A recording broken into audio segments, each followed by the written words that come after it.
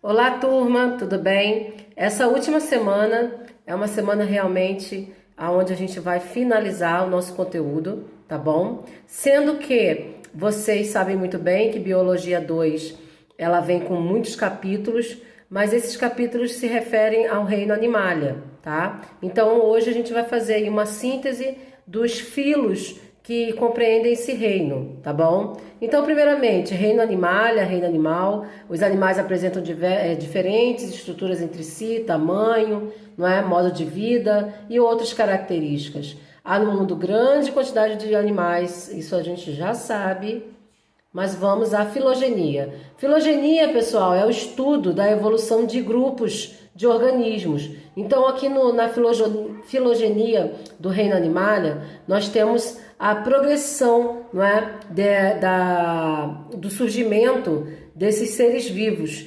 Primeiramente com o reino poríferos, depois quinidários, plateumintos, depois moluscos, anelídeos, tá? Então, os artrópodes, nemátodes, equinodermos, cordados, né, que são aqueles que possuem a notocorda. Então, esse estudo da evolução, né, prevê que realmente os organismos surgiram, né, mediando essa sequência, tá? Então, você pode ver aqui a partir, né, do início, como se fosse uma árvore genealógica, né, os indivíduos que realmente vieram a surgir primeiro, tá bom? Poríferos, começando pelo filo dos poríferos, nós temos aqui os espongiários, as esponjas, popularmente chamadas de esponjas, vivem em diversos ambientes aquáticos, principalmente no mar, fixados no substrato, como rochas, então no fundo do mar, presos. Apresentam o corpo coberto por poros, que são os orifícios. São animais filtradores, filtram todos os nutrientes, tá? De onde realmente eles conseguem energia. Algumas possuem espículas. As espículas são células pontiagudas, células bem rígidas, que permitem a esses animais a estrutura, ficarem como se fossem bem estruturados, né? Firmes. Pessoal, as esponjas, elas realmente foram dúvida, não é, na classificação durante muito tempo, mas a partir do estudo da sua célula ficou muito evidente que ela realmente não poderia ser de nenhum outro reino e somente do reino animalia, tá? Falando sobre as esponjas, nós podemos observar as células especializadas. Como esse animal não possui tecido, toda a nutrição, digestão, excreção é feita diretamente pelas suas células, tá? Então nós temos o coanócito, o pinacócito, espículas, tá? E nós temos amebócitos, que são aí as estruturas funcionais. Amebócitos fazem a questão da digestão celular, os coanócitos filtram, né? São células realmente que vão fazer com que haja a nutrição desse animal. Então, coanócitos são células muito importantes. Através do flagelo, os coanócitos permitem que a água entre até o final, que é o átrio, e saia pelo ósculo. Então, o átrio é a estrutura, né, da cavidade externa e o ósculo é a cavidade, né, interna, por onde que vai realmente sair o volume de água. Além disso, toda a esponja possui poros, nós chamamos de porócitos, por onde também vai entrar a água, tá bom? Assim, os nutrientes entram dentro das células. Falando exatamente o que eu tinha acabado de explicar. Através dos pequenos poros, a água penetra na esponja, carregando alimento, tá?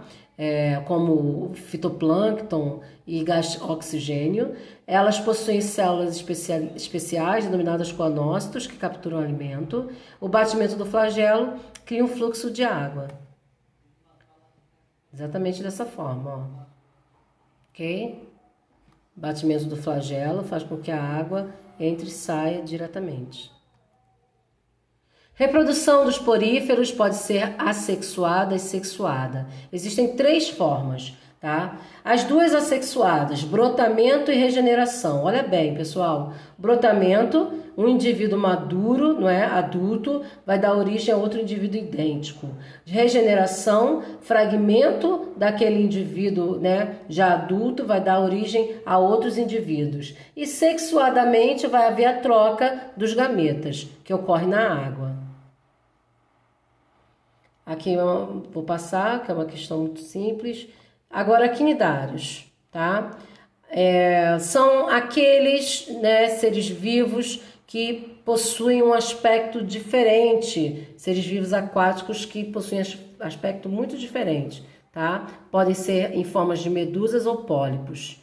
Então, anêmonas tem forma de pólipos, tá? Ela é fixa, é um animal séssil, tá? Mas se movimenta, né? Não fica, não é para sempre séssil, ela vai ter movimento. Nós temos os corais, nós temos também as águas vivas, caravelas, são todas quinidários.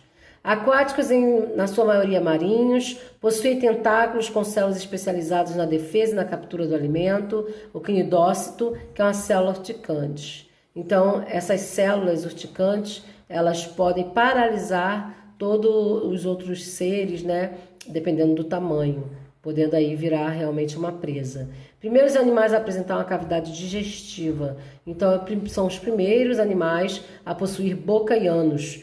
Podem apresentar duas formas, pólipos e medusas. Então, pólipos, forma séssil, preso ao substrato, e medusas, que vai ser a forma aí flutuante, ok? Aí vocês têm exemplos de acidentes com esses seres vivos. Esses animais podem ser letais, tá? Letais. Nós temos até mesmo a classificação de segundo, o segundo no ranking aí de letalidade mesmo, de periculosidade. Então, as caravelas, tá? Caravela portuguesa são muito perigosas. Olha bem. Ficam queimaduras. Aí vem toda aquela questão de como cuidar das queimaduras causadas por quinidários, né? Quando uma pessoa encosta nos tentáculos de uma água-viva, fazendo com que milhares de células liberem toxinas na pele da vítima que podem causar queimaduras. A dor é intensa e instantânea, como se fossem ferroadas. No caso da vespa do mar, a vítima pode sofrer até parada cardíaca. Nossa, parece até uma criança, segundo a foto, e está bem debilitada. Olha, os tipos, tá? Possuem aí esqueleto externo. Esse esqueleto externo é formado de calcário, tá? São ecossistemas com tamanha biodiversidade comparados a biomas, como Mata Atlântica e Amazônia. Então, possui aí uma grande aglomeração de outros seres. Estão sofrendo degradação da ação do homem, com certeza, tá? Então, aí um alerta. Plateumintos, terceiro filo. Plateumintos, o significado plat vem de achatados e eumintos de vermes. Vermes achatados. Exemplos, planária, tênia, esquitossomo. Características, vermes achatados, muitas espécies habitam ambientes marinhos, água doce e terrestres, úmido, podem ser de vida livre como as planárias, ou parasitas, tá? Como tênia e esquistossomos.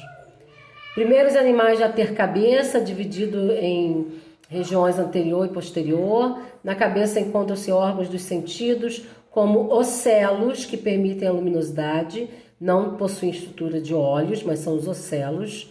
Apresentam um sistema digestório incompleto, não possuem ânus, apenas boca, tá bom? Planárias. As planárias, elas são de grande contribuição biológica, porque através das planárias nós podemos estudar os assuntos sobre regeneração, tá? Então, se alimenta de matéria orgânica em decomposição. O alimento é capturado pela boca, passa pela faringe e cai na cavidade gastrovascular, que ocupa praticamente todo o corpo até a cabeça. Os ocelos são mecanismos de defesa. Olha bem, a questão aí da regeneração. Um pequeno fragmento, né? Uma planária, ela pode ser dividida em vários fragmentos, que o pequeno fragmento vai dar origem a um novo animal. Então, é um animal aí com um grande potencial de estudos. Temintos são vermes de formato, né, pontiagudo, são vermes com formatos cilíndricos. Vivem em ambientes aquáticos, marinho e doce. Algumas espécies são parasitas de plantas e animais. Podem causar doenças, como lombrigas e ancilostomos. Em geral, são muito pequenos, microscópicos. Primeiros animais que adquiriram sistema digestório completo. Boca, tubo digestório e ânus. Passei. Moluscos. Gente, aqui no Nematelmintos, nós temos aí a condição das doenças, tá? Então, o Ascaris lumbrigoides pode dar origem à lombriga, ancilostomas, nós temos vários tipos de ancilostomíase, tá? Então, nós temos o Necator americanus, o ancilostoma duodenale, que são aí espécies diferentes de ancilostomos. Ainda temos as filárias também, tá? Que causa filariose. Moluscos. Falando de moluscos, nós podemos observar que são os animais que possuem corpo mole, alguns possuem carapaça, né, que são suas conchas, concha formada aí de mineral. Apresentam corpo mole, alguns possuem tentáculos, né, a concha que protege todo o corpo do animal, produzida pelo manto, pode ser encontrada em ambientes aquáticos, terrestres e úmidos. Reprodução. Lulas e polvos têm sexo separado, são machos e fêmeas, né? Então são dioicos. Caracóis são hermafroditas, um único sexo. Durante a copulação, os caracóis encostam na abertura dos órgãos reprodutores, capazes de introduzir um ou outro espermatozoide. Igualmente, as minhocas, tá, gente? Os anelídeos também fazem isso. Moluscos podem produzir pérolas, que podem demorar muitos anos para ser formadas, por isso que são tão valiosas para o homem. Formação de pérolas se dá como resultado de um processo de defesa contra corpos estranhos.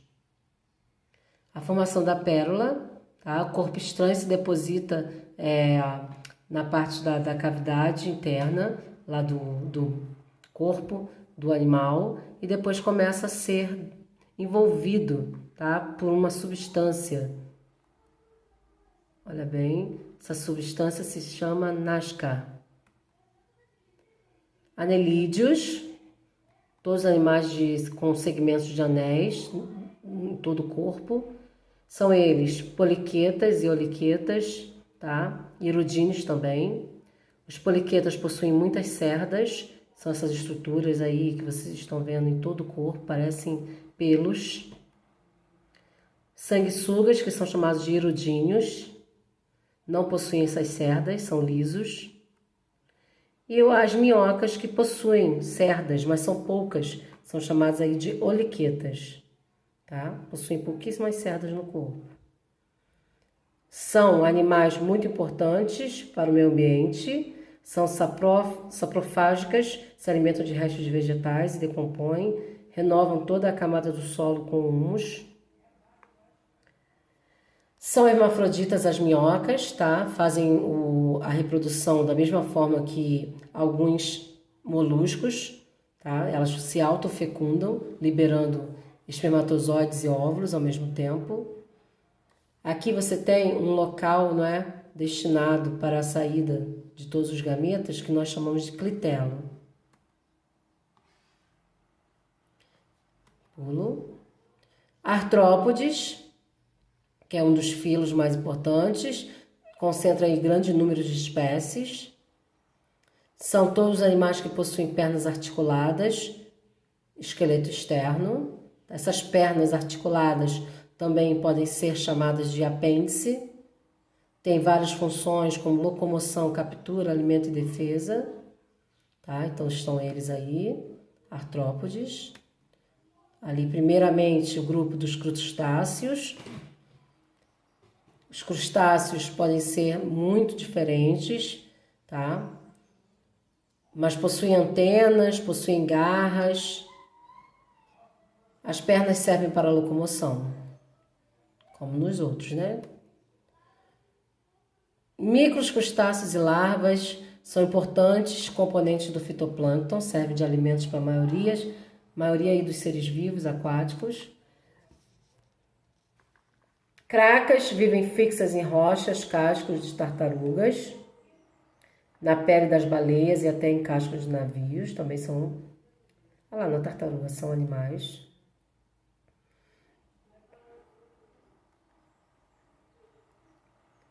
Agora, equinodermos, filo também com muitas espécies diferentes, muito curioso. Os equinodermos possuem espinhos na superfície do corpo, todas as espécies conhecidas são marinhas, possuem esqueleto interno,